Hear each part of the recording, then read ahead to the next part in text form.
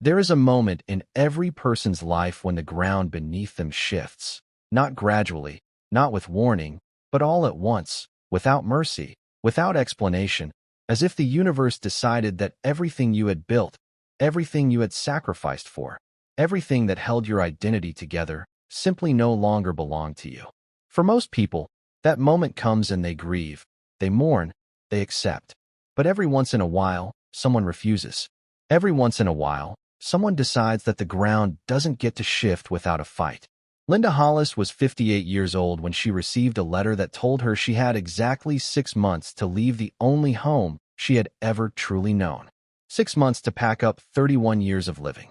6 months to say goodbye to the walls that had held her family, the garden where she had buried her grief, and the street that had watched her children grow from stumbling toddlers into adults with children of their own. The people who sent that letter expected her to cry. They expected her to call a realtor, take the check, and disappear quietly into some apartment complex on the edge of town. What they did not expect, what none of them, not the attorneys, not the developers, not the elected officials who had quietly signed their names to the bottom of the order, what none of them expected was what Linda Hollis did next.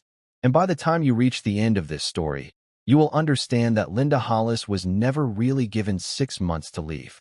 She was given 6 months to fight, and she used every single one of them. Before we go any further, let's establish something clearly, because this story only makes sense if you understand the forces that were stacked against Linda Hollis from the very beginning. We are not talking about a dispute between neighbors. We are not talking about a misunderstanding between a homeowner and a contractor. What we are talking about is one retired schoolteacher standing alone against a private real estate development company with a 9-figure portfolio, a politically connected attorney who had never lost a case in 20 years, and a city council that had already made up its mind before Linda ever got the chance to speak. The town is Crestfield, a mid-sized community in the American Midwest, the kind of place where people wave from their driveways and church marquees still change every Sunday. The kind of place where, on the surface, things look the way they're supposed to look. But underneath that surface, something had been moving for years. Money had been changing hands. Votes had been cast quietly. Properties had been acquired, demolished, and replaced with glass and steel condominiums that nobody who grew up in Crestfield could afford. And Linda's house, her modest, 2-story, cream-colored house on Sycamore Drive, sat at the center of it all like the last piece of a puzzle that a very powerful company needed desperately to complete. So here are the 3 questions we are going to answer together in this video. Why was Linda really being forced out? And who was pulling the strings behind that legal notice? What did Linda find when she started looking? And why did those findings terrify people who thought they were untouchable? And what happened in those 6 months that turned one woman's private battle into a story that reached the floors of a state legislature? Stay with me, because the answers are more extraordinary than anything you would expect from a quiet street in the American Midwest. To understand why what Linda did matters, you have to understand who Linda Hollis was before any of this began, because she was not, by any conventional definition, the kind of person you would expect to take on a corporation and a local government simultaneously and survive the attempt. Linda was born in Crestfield in 1961, the second of 4 children raised by a postal worker father and a mother who cleaned houses on the wealthier side of town to help make ends meet. She was not born into privilege. She was not born into connections. What she was born into was a family that believed, perhaps naively but genuinely, that if you worked hard, kept your word, paid what you owed, and treated people with dignity, the world would generally treat you the same way in return. She carried that belief into adulthood. She carried it into her career as a 5th-grade teacher at Crestfield Elementary, where she taught for 26 years and was, by every account from former students and colleagues, one of those rare educators who made children feel seen. She carried it into her marriage to a man named Thomas Hollis, a soft-spoken electrician who coached Little League on weekends and made Linda laugh every single day of the 19 years they were together before a heart attack took him on a Tuesday morning in February of 2013. And she carried that belief, that foundational, almost stubborn trust in the basic fairness of the world, into the house on Sycamore Drive, which she and Thomas had bought in 1988 for $83,000, which they had painted, repaired, expanded, and loved for more than 3 decades. The house was not grand. It had 3 bedrooms, a kitchen that had been remodeled twice, a backyard with a rose garden that Thomas had planted the summer before he died, and a front porch where Linda drank her coffee every morning regardless of the weather. It was the kind of house that real estate listings describe as charming and full of character, which is sometimes a euphemism for small and old, but in this case was simply the truth. The house had character because the people who lived in it had character. Linda's 2 children, a son named David and a daughter named Renee, had grown up in that house. David had broken his arm falling out of the oak tree in the backyard when he was 9. Renee had gotten ready for prom in the upstairs bathroom. Both of them had stood in the living room on the day they buried their father and understood, perhaps for the first time, that the house was more than a building. It was the physical record of their family's existence. Linda understood that better than anyone, which is why, when the letter arrived in April of 2019, her first feeling was not fear. It was something older and more complicated than fear. It was the feeling of being erased. Now, to understand what was being done to Linda, you need to understand the company that was doing it.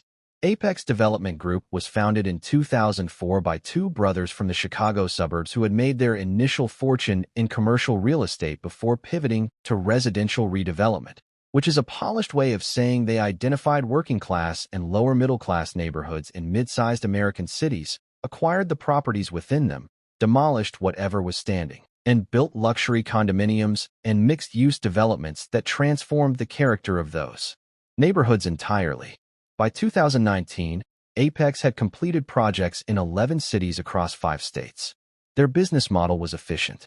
They identified target areas, made quiet contact with local officials, facilitated what you might diplomatically call mutually beneficial relationships, and then used the legal mechanism of eminent domain, a provision in American law that allows governments to seize private property for public use, provided the owner is compensated, to acquire any properties whose owners were unwilling to sell voluntarily.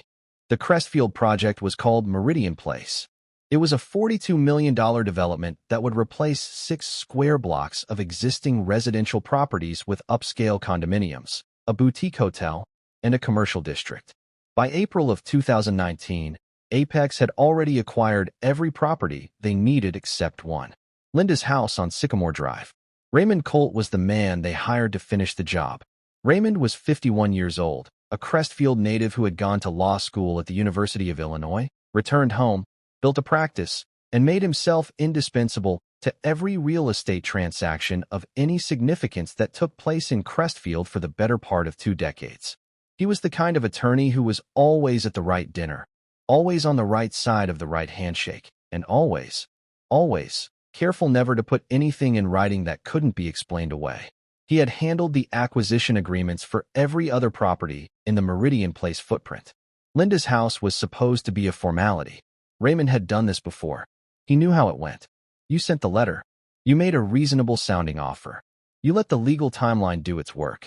And eventually, the homeowner, facing the reality that the law was not on their side, accepted the check and moved on. He sent the letter to Linda in April of 2019. He fully expected to have the keys to 114 Sycamore Drive by October. He was wrong about that. He was wrong about a great many things when it came to Linda Hollis. What Raymond Colt had never considered, what Apex Development had never considered, was that Linda had spent 26 years teaching children how to read carefully, think critically, ask the right questions, and never accept the first answer they were given. She had spent those same 26 years paying attention to the town she lived in, attending city council meetings, reading the local paper, knowing who held what position and what that position actually meant. She was not a lawyer. She was not an activist. She was not, by any stretch of the imagination, someone who had been preparing for a fight. But she was someone who had been paying attention. And that, as it turned out, made all the difference. The letter arrived on a Thursday. Linda remembered that specifically. She had come home from her Thursday morning volunteer shift at the school library, still wearing her reading group lanyard around her neck, and found the certified mail notice tucked into the slot of her front door. She signed for the envelope at the post office the following morning, sat in her car in the parking lot, and opened it. The letter was 4 pages long. It was written in the precise, emotionless language of legal documents, dense with citations, references to municipal codes, and carefully constructed paragraphs that managed to convey the complete destruction of a person's life without using a single word that could be described as unkind. The substance of it was this: the city of Crestfield, acting under its eminent domain authority pursuant to a resolution passed by the City Council at a meeting held on March 14, 2019, had determined that the property at 114 Sycamore Drive was required for a redevelopment project deemed to be in the public interest. Linda was being offered compensation in the amount of $112,000 for a property that, by any reasonable market assessment, was worth closer to $185,000. She had 180 days to vacate. Linda read the letter twice in the parking lot. Then she drove home, sat down at her kitchen table, and read it a third time. The first thing she noticed, because Linda Hollis was, above all else, a careful reader, was the date of the City Council meeting. March 14, 2019. She thought about that. She attended City Council meetings regularly. She had not attended the March 14th meeting because she had been in Indianapolis that week visiting Renee and her grandchildren. She went to her filing cabinet and pulled out the newsletters and public notices she received from the city. There was no mention of a proposed eminent domain resolution on the agenda for the March 14th meeting, which meant either the agenda notice had been written in language vague enough that most residents wouldn't have recognized it for what it was, or the item had been added to the agenda so close to the meeting date that the standard public notification period had barely been satisfied. She made a note of that. Then she called a friend who had attended that March meeting and asked what she remembered about it. Her friend remembered a brief discussion of something related to infrastructure investment and redevelopment planning. It had lasted, according to her friend, less than 10 minutes. There had been no public comment period. The vote had been 4-1. Linda made another note. She was not yet angry. What she felt in those first hours was something colder than anger, something more methodical. She felt the particular clarity that comes when you realize that something has been done to you deliberately, carefully, and with the full expectation that you would not look closely enough to understand what had been done. She called an attorney. The attorney, a general practice lawyer named Gerald who had handled the closing when she refinanced the house in 2011, listened carefully and then told her, with genuine regret, that her options were limited. The eminent domain resolution had been properly filed. The compensation offer, while low, met the legal minimum. She could challenge it in court, but the process would be expensive, slow, and, in his professional opinion, unlikely to succeed given the way the documentation had been structured. He recommended she negotiate for a higher compensation figure and begin making arrangements. She thanked him and hung up. She called a second attorney, a woman who specialized in property law and was recommended by a neighbor. The assessment was similar. The paperwork was clean. The timeline was set. Fighting it head-on in court would cost more than she stood to gain.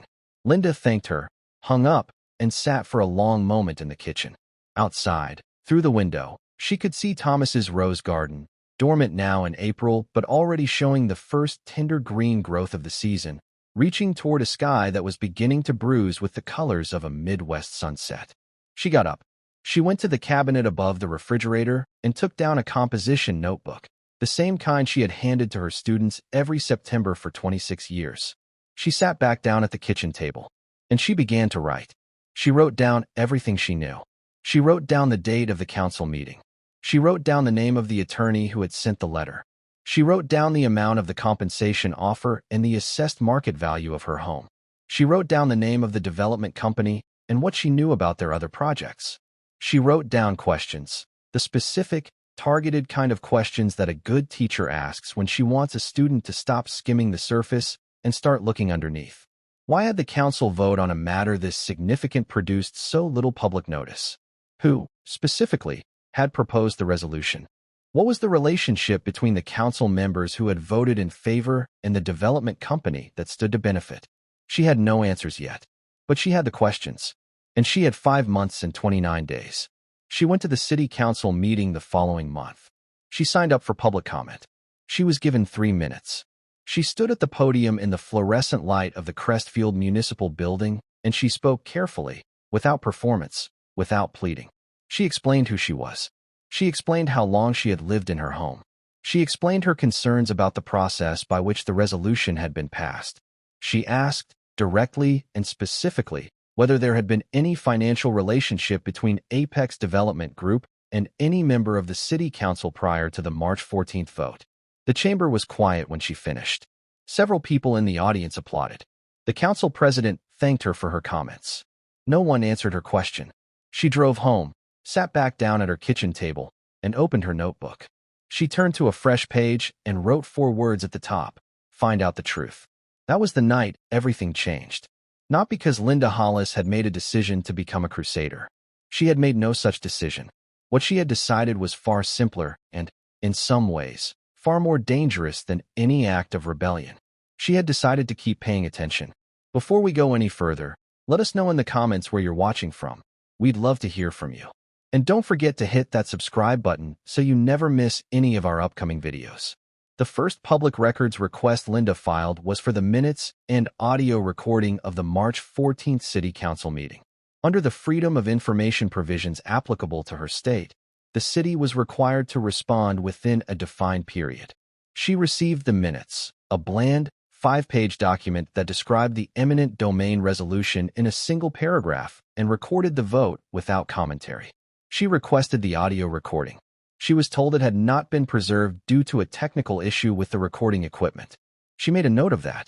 She filed a second request for all communications between any city council member or city staff member and Apex Development Group or its representatives in the 12 months preceding the March 14th vote. The city responded 3 weeks later with a partially redacted set of emails that contained nothing of obvious significance. Routine correspondence about permit applications. A thank you note. Several email chains about scheduling. Linda read every word. She noticed that 2 council members, Councilman Briggs and Councilwoman Patrice Lennox, appeared repeatedly in correspondence with Raymond Colt's office, even on matters that were not formally before the council. She noted the frequency. She noted the informality of the language in some of the exchanges. She filed a third request, this one for the campaign finance disclosures of all 5 council members for the 2018 election cycle. This request produced a spreadsheet. Linda printed it, spread it across her kitchen table, and spent 2 evenings going through every entry. On the 43rd line of Councilman Briggs's disclosure, she found a donation of $4,000 from a company called Meridian Holdings LLC, made in October of 2018, 5 months before the March 14th vote. She searched the name. Meridian Holdings LLC was a subsidiary of Apex Development Group. She circled it. On the 61st line of Councilwoman Lennox's disclosure, she found a donation of $3,500 from a different entity, a company called Lakeshore Capital Partners, also made in the fall of 2018. She searched that name too. It took her longer, because the corporate structure was more layered, but after following a chain of registered agent filings and state incorporation documents across 2 evenings, she found that Lakeshore Capital Partners shared a registered agent address with another subsidiary of Apex Development Group. She circled that too. She now had 2 city council members who had voted in favor of the eminent domain resolution that benefited Apex Development, both of whom had received campaign contributions from entities connected to Apex in the months before the vote. It was not proof of anything illegal. Campaign donations from real estate interests to local politicians were not unusual. The amounts were below the threshold that would trigger enhanced disclosure requirements. Everything was, technically, above the legal minimum. But it was a pattern. And Linda Hollis had been a teacher long enough to know that patterns tell stories, even when every individual element of the pattern has a plausible, innocent explanation. She needed more. She started making calls. She called former neighbors, people who had sold their properties to Apex or to entities acting on Apex's behalf in the years before Linda received her letter. She was careful. She did not accuse anyone of anything. She listened. What she heard was a consistent theme. Multiple sellers described feeling that their decision to sell had not been entirely voluntary. 2 people described visits from individuals who presented themselves as representatives of the city, not of a private company, and who had strongly implied that resistance to the acquisition would result in difficulties with permits, zoning variances, or other municipal processes that the sellers depended on. One retired couple, who had sold their house on the block adjacent to Sycamore Drive in 2017, told Linda that they had been visited 3 times in 2 months before they agreed to sign. They had not wanted to sell, but they were in their late 70s, their son lived out of state, and the combination of pressure and exhaustion had worn them down. Linda wrote all of it in her notebook. Then something happened that she had not anticipated. Raymond Colt sent her a letter.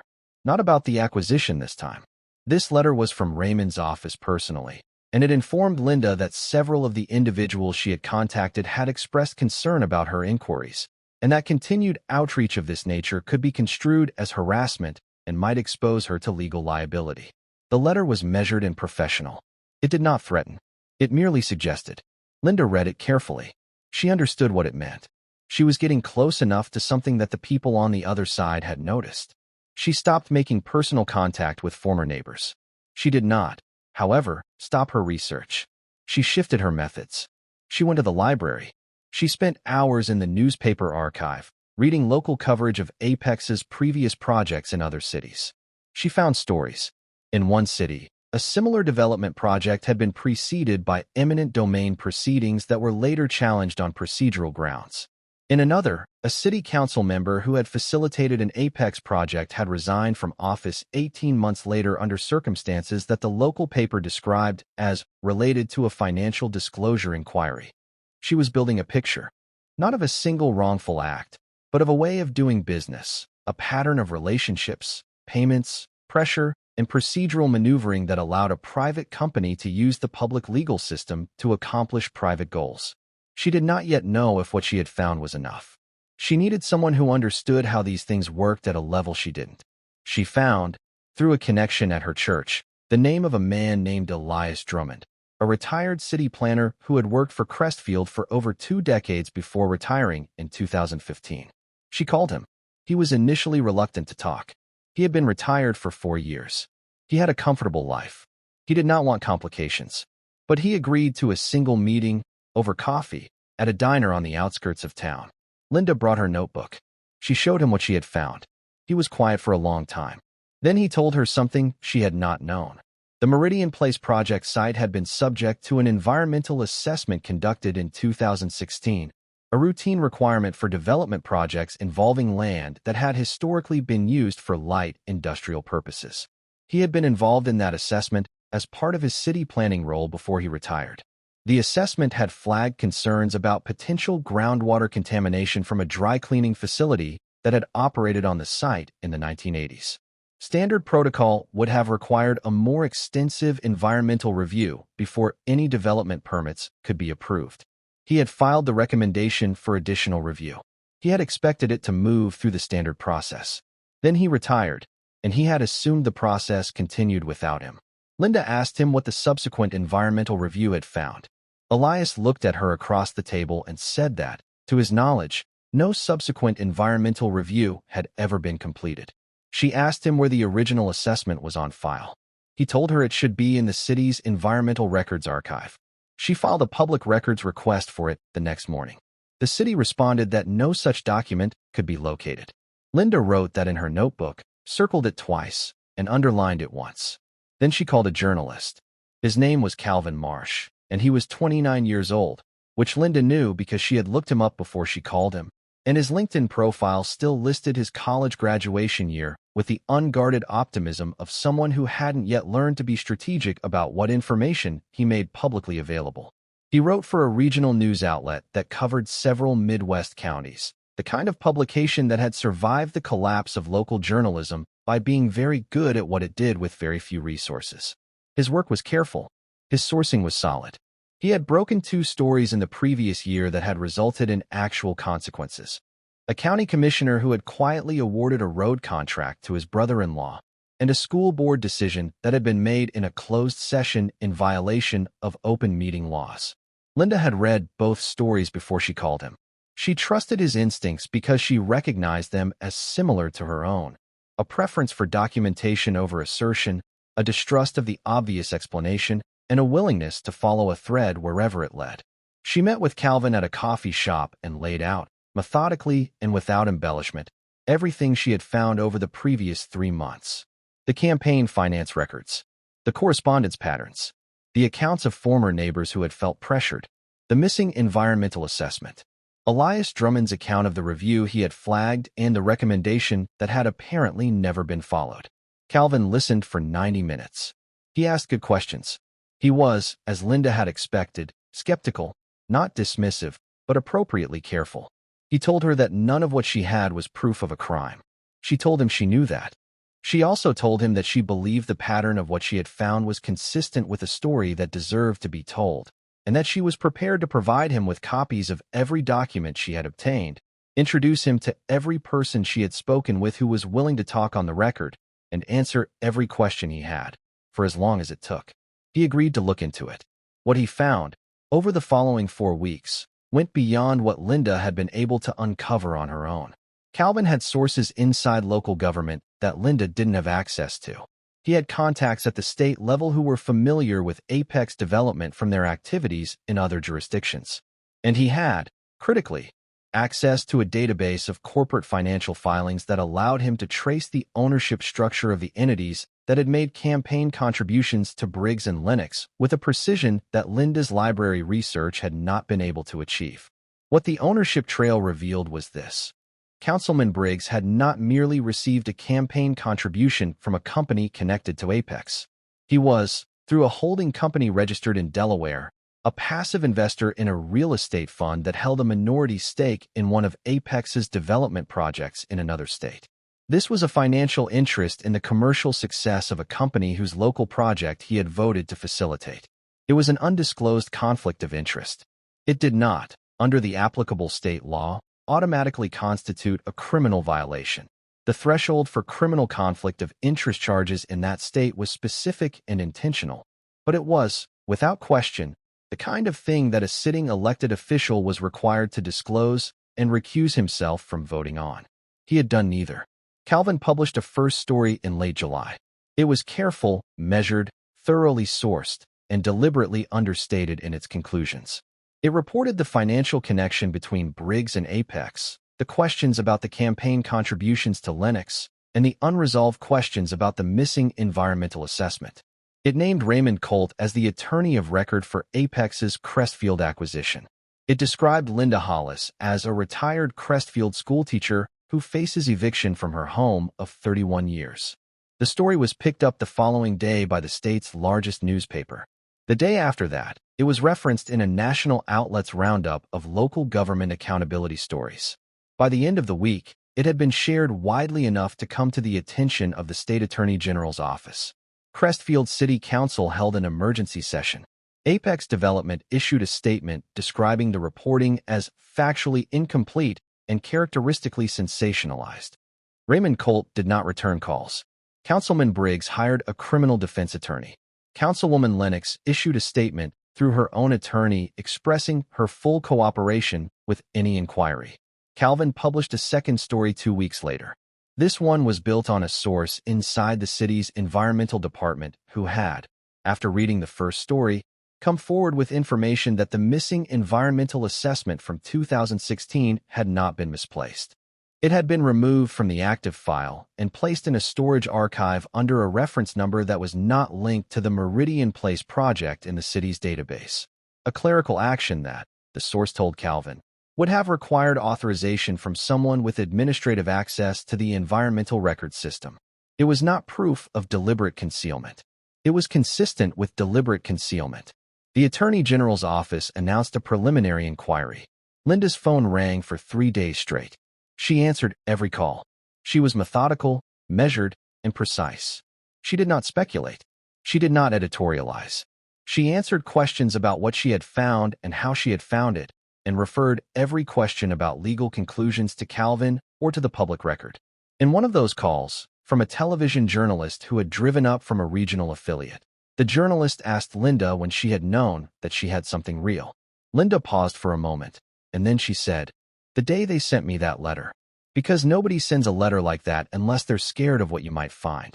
By the time Linda's 6-month deadline arrived, the ground had shifted, not beneath Linda's feet, but beneath the feet of everyone who had believed that the letter they sent her in April would be the end of the story. On October 9, 2019, 9 days before Linda's statutory deadline to vacate, the Crestfield City Council convened a special session. The chamber was full. Linda sat in the third row with David on one side and Renee on the other. Calvin Marsh was in the press section. Elias Drummond was in the back row. Several of Linda's former students, now in their 30s and 40s, people who had learned to read in her classroom and had driven from surrounding towns when the story broke nationally, were seated throughout the room. The council president, visibly uncomfortable, read a prepared statement.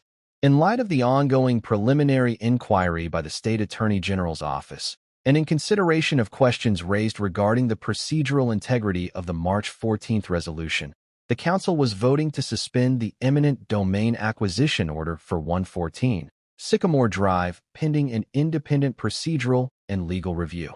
The vote was 5-0. Councilman Briggs had resigned from his seat 8 days earlier. The woman who had taken his temporary seat had not been present at the March meeting. The room was quiet for a moment after the vote was recorded, and then it was not quiet at all. Linda did not cry.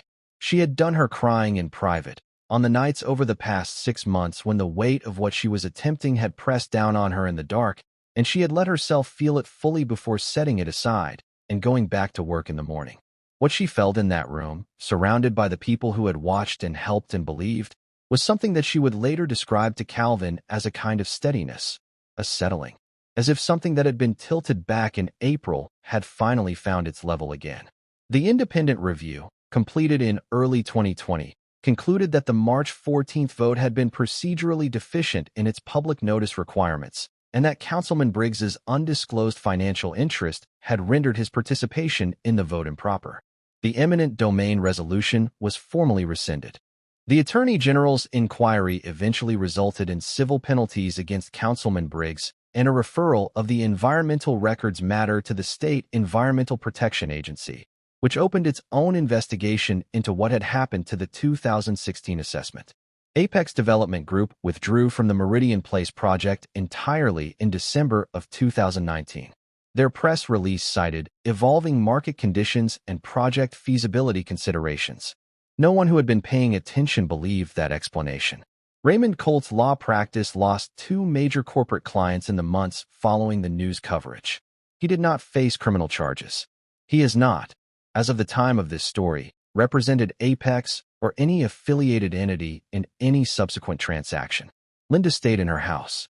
In the spring of 2020, she planted new roses in Thomas's garden, a climbing variety in a deep red that she had found in a catalog and ordered the week after the council vote. The roses took to the soil, as roses do when the ground is right, and by the following summer they were growing along the back fence in a way that made the garden look as if they had always been there.